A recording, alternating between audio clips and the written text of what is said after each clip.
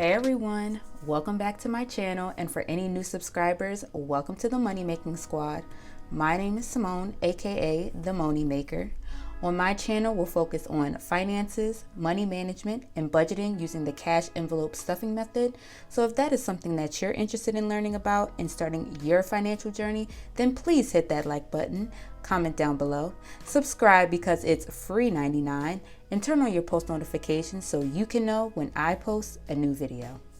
So today's video will be a budget with me, so I will show you guys how I budget my paycheck 2 times a month and holistically for the entire month. So here I have my monthly calendar that I created. By the way, all the printables that you see are available in my Etsy shop, so if you are interested, feel free to head over there and purchase what you need. As of right now, I only have my monthly calendar 6 months in advance up until June, and the Paycheck budget trackers, which I will show a little bit later on in this video, comes in 7 different colors, so you can feel free to pick whichever color you like.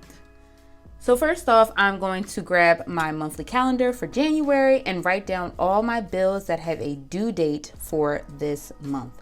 And I'll explain more about what the difference between the various types of expenses later on in this video. So every month I have braces and my warranty bill due on the 1st of every month. So let me write that down. And then Apple is due on the 3rd and the 4th. I pay for cloud storage and my Apple Music. So those are, due on 2 different days. Then I have my Netflix due on the 16th of every month. My car insurance is due on the 28th of every month. And last but not least, my rent for living here in my parents' house is due at the end of every month. So these are all my expenses and bills that I have for the month that have specific deadlines that I have to meet. And by the way, if you do get the monthly calendar, there is a notes section on the side here if you need extra space to write down any additional information regarding your bills or just whatever information you guys just want to jot down just for reference. So now that we've written down our bills on our monthly calendar, let me move on to the Paycheck budget tracker and I'll show you guys how that works. So moving on, let me break down how this Paycheck budget tracker works. And by the way, like I said in my monthly calendars, these are available in my Etsy shop. I have 7 different colors. If you guys are interested, feel free to head over there and purchase what you need. And I thank you all for the support in advance. Anyways, this tracker allows you to budget and manage your money by your paycheck. And it works for any pay period, regardless of whether you get paid weekly, bi-weekly, semi-monthly, or monthly. So at the top, you can write your paycheck date and on the other side, your paycheck amount. And below those are the different sections that you'll need to fill out. So you have your income section, your bills, your expenses, sinking funds, which I will briefly explain later on and discuss further in a future video, your debt, savings, and withdrawal. Then once you have all your sections filled in, you'll then total up all your categories to determine how much to withdraw in cash for our cash envelope stuffing, which I will be doing in my next video. So stay tuned for that so you can see how the process works.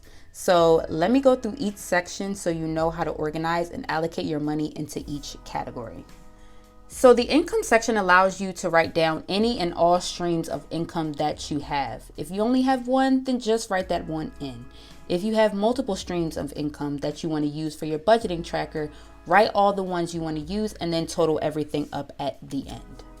Moving on to the next section is the bills. So with bills, there are usually 2 types of bills and or expenses. You have your fixed expenses and your variable expenses. This section here is all for your bills that are fixed or that have a due date. So for example, like your rent, your car note, your car insurance, etc. For me, I like to write down my due date on the side so that way I know how much to allocate before my next deadline approaches.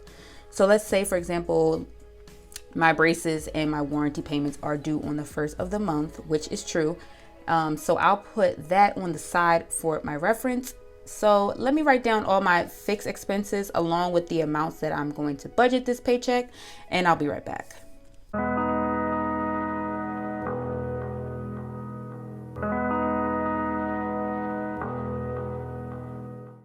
Okay, so now that everything is written down along with my due dates and my budgeted amount, I am going to put a star next to the ones that I'm going to leave in my account and don't have to take out cash for this paycheck. So let me do that real quick. So now that that's all done, I'm going to calculate all my bills that don't have a star next to them so I know how much to take out in cash at the end. So let me do that and I'll be right back. So after calculating all my bills that don't have a star next to them, it comes out to $267. So that is how much I will be allocating for just my fixed expenses and my bills for this check. So let's move on to the expenses. So this next section is for all your variable expenses or those bills, unlike the fixed, that don't have a deadline, and you can kind of play around with each paycheck to fit your lifestyle and your budget needs. So let me write down all my variable expenses and how much I'm budgeting this paycheck, and I'll be right back.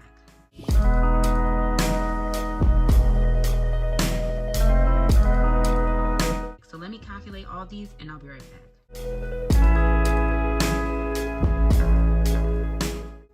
So after calculating all my variable expenses, it comes out to $476. So that's how much I will be allocating for my variable expenses. Now let's move on to the sinking funds. So this next section is the sinking funds. I'll create another video going into detail of what sinking funds are and how you can allocate for your sinking funds. But to give you a little taste as to what sinking funds are, it's a financial method to budget X amount of dollars each paycheck in order to reach a specific goal. And that's the key word, reaching a specific goal.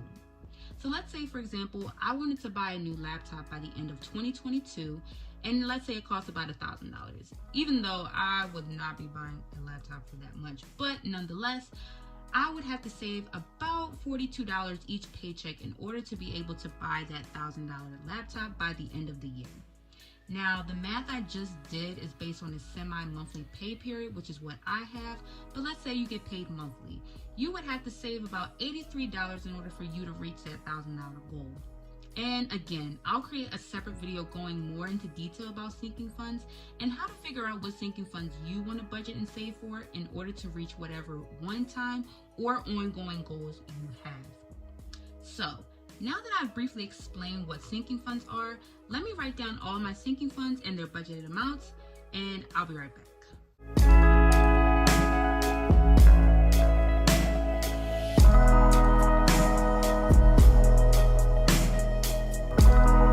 So let me total up all of these, and I'll be right back.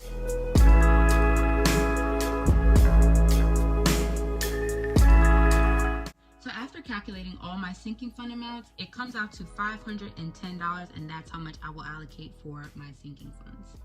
Now for debt, fortunately I don't have any. Luckily during my time in college, my parents and I had enough money to pay for my tuition for all 4 years without taking out a loan, which is so great. And also I don't have a credit card, so I don't have any credit card debt. But if you do, feel free to use this section to fill out any and all of your debts. Also, as a side note, I don't have a debt tracker in my Etsy shop available right now. So if that is something that would be beneficial for y'all to use, let me know in the comments below and I can create one for you guys. Moving on to savings, this can vary paycheck to paycheck, or you can allocate the same amount each pay. It really just depends on your lifestyle and your budget needs. Also, in case you missed my 2022 financial goals, which I will link in the iCards above, I discussed wanting to start a dollar and coin savings challenge, as well as save at least $3,000 from my full-time job. Now, these two challenges will be separate from each other, but I will keep you guys updated on the progress of each challenge. By the way, I also have a jar savings progress tracker available on my Etsy shop, so if you're interested in saving a certain amount of money throughout the year and you want to track your progress, link to my Etsy shop will be linked down below, and I thank you guys again for your support in advance. Also, for my savings, I don't normally like to take that out in cash. I usually like to leave it in my bank and let it accumulate over time, but I will keep tracking it. So with the withdrawal section, you can total up how much to withdraw in cash to begin your cash envelope stuffing. So let's total up everything that I have in order to withdraw cash for my envelope stuffing, which I will do in my next video, so stay tuned for that.